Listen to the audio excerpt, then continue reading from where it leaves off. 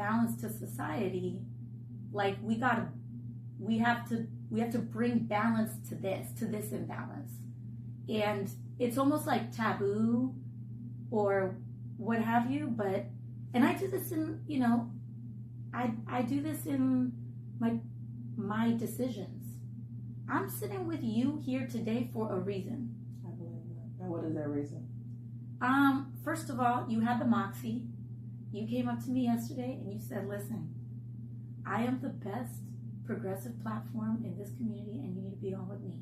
That's right. And I love that. That's the kind of energy I want to be around.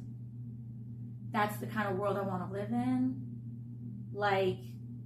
All right, let's go. Let's do it.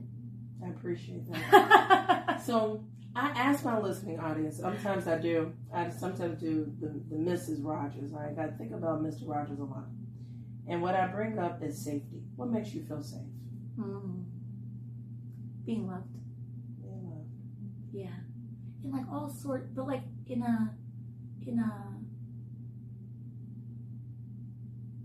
all sorts, not just a narrow way, right? Mm-hmm.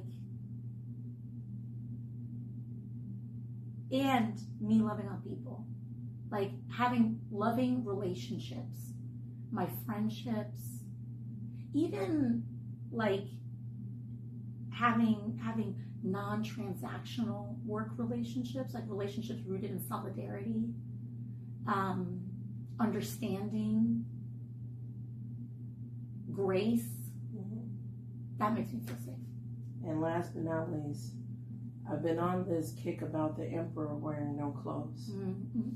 And when I think about the regime, what will be the straw that breaks the camel's back? And I'm referring to the administration. Yeah. What more do they have to do? That's the $1 million question, right? Because every day something happens and we're like, what more? The president, he tweeted a photo of himself as Jesus. Mm-hmm.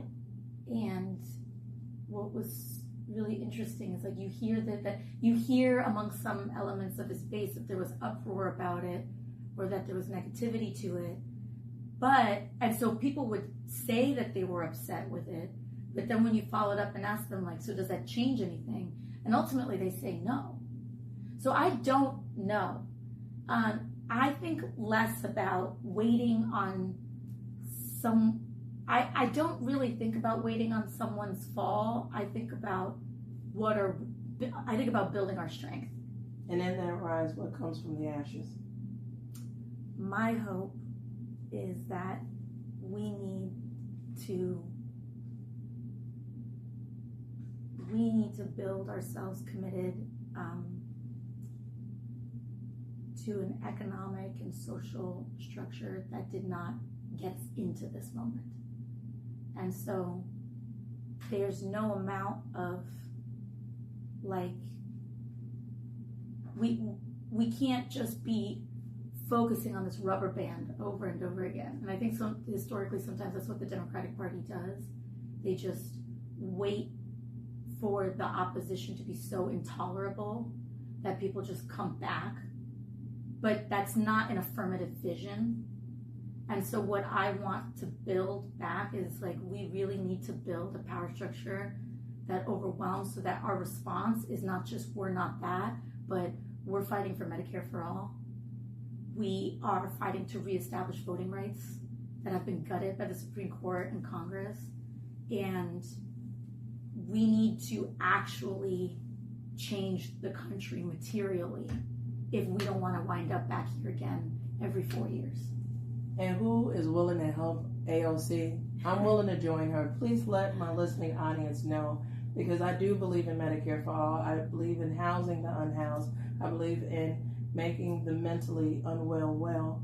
I believe in a world that it sounds like a utopia, but we have enough money to establish enough space and room for every person on this planet to grow and thrive. Let us know how we can be a part of your world.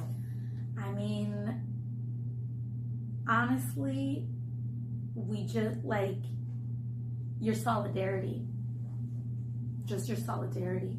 however that means to you, right? Everyone has a different capacity, different bandwidth at any moment. So whether it's like us defending each other, investing in each other, standing up for each other, but we gotta hang together, and we can't let cynicism divide us. We have to like really step into a place of active building and good faith and protecting one another and covering one another. So, well, there it is, guys. You heard from AOC. We're going to wrap up the show, but I thank you all for stopping by the Cleopatra Show. thank you.